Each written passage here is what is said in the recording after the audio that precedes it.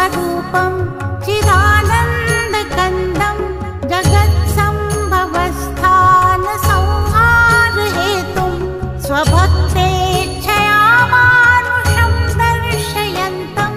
नमामीश्वरं सद्गुरुं साईनाथं भवद्ध्वान्तविध्वंसमार्तण्डमीड्यं मनोवागतीतं